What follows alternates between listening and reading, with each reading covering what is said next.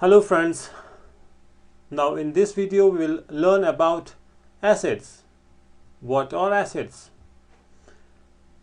Acids are the substances which are sour in taste, because the term acid comes from the word acidus, which actually is a Greek word which means the sour, and we know the fruits like lemon, orange, strawberry, they are sour in taste. So we can say that these substances are acidic in nature. Any substance with a sour taste is actually acidic. But chemically we can say a substance is an acid that produces the hydrogen ions in water.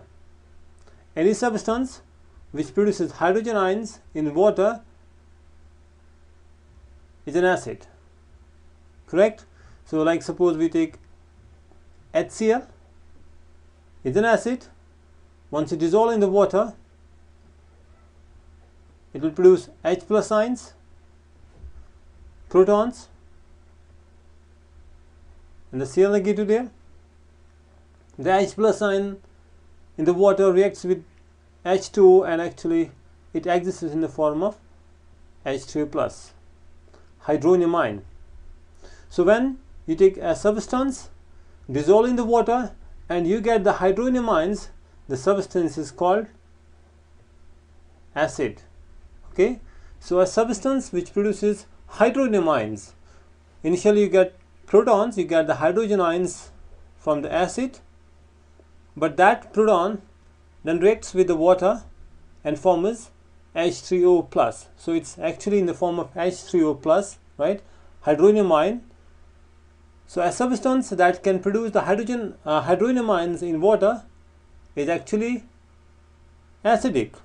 So that means all these substances, lemon, orange, or the strawberries, they are acidic because they produce hydrogen ions. They contain the hydrogen ions when you dissolve them in water, right? Fine. Let's take some examples of acids. Suppose we got the nitric acid, HNO3. HNO3, once you dissolve in the water, what do you get?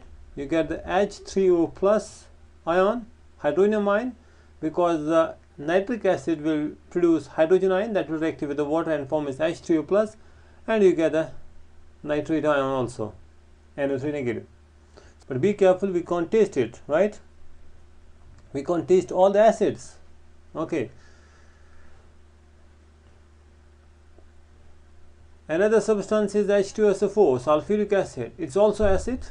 H2SO4 is also acid because in water it produces the hydrogen ions, and that hydrogen ion reacts with the water and forms H3O plus ion, and you get the sulfate ions.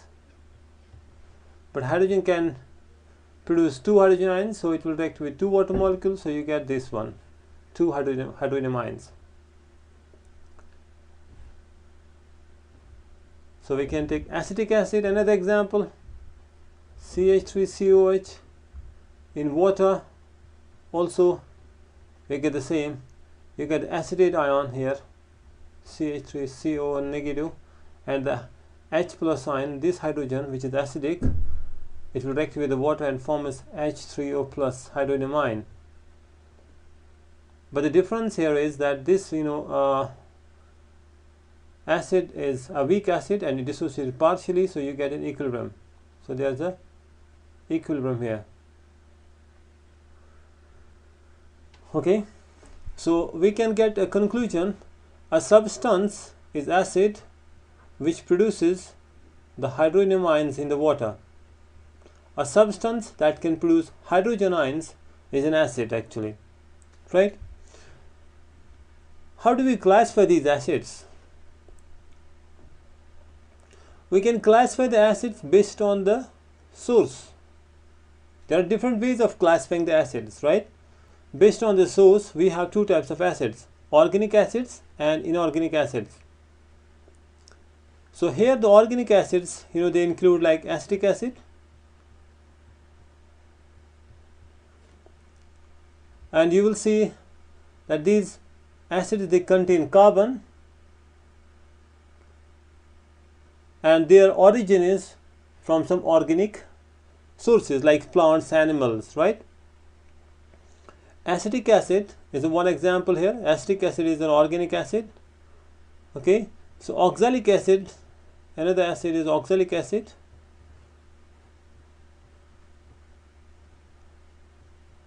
This is also an organic acid. Formic acid is a organic acid.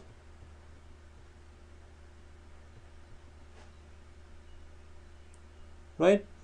Inorganic acids, we also call them mineral acids, because these are the acids which are derived from the minerals. Like you can see the hydrochloric acid, HCl, nitric acid, HNO3, sulfuric acid, H2SO4. Right? So these are the inorganic acids. So we can classify the acids based on the sources, organic and inorganic. Right? Another way of classifying the acids is based on their strength. Okay, we can classify the acids based on their strength into two categories: strong acids and the weak acids. Strong acids, they dissociate completely, and the weak acids, they dissociate partially. Like suppose we take nitric acid, HNO3, in water, it dissociates completely and forms the H3O plus ions and nitrate ions.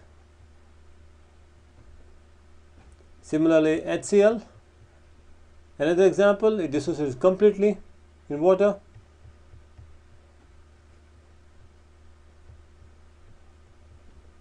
H3O plus and the Cl negative ion. Sulfuric acid, these are the strong acids, right? Because they dissociate completely,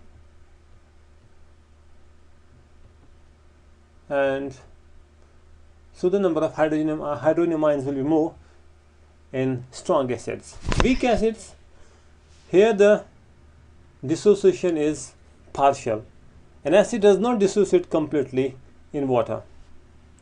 Let's take an example of acetic acid, CH3COH. Weak acid is dissociated partially, so you got a reversible reaction here, right? Acetic acid dissociates into ions, but that is a partial, so there will be an equilibrium. A state of equilibrium will be there. Okay. So acetic acid is a weak acid. Formic acid is a weak acid.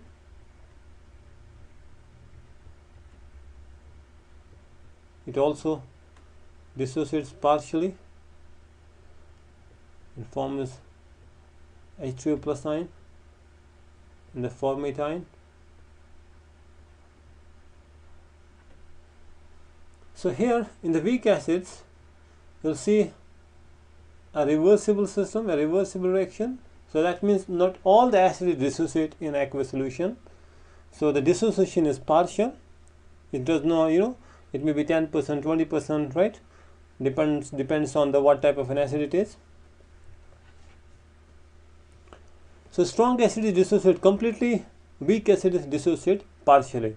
That's why in strong acids the hydronium ion concentration will be more. For the weak acids, the hydronium ion concentration will be less.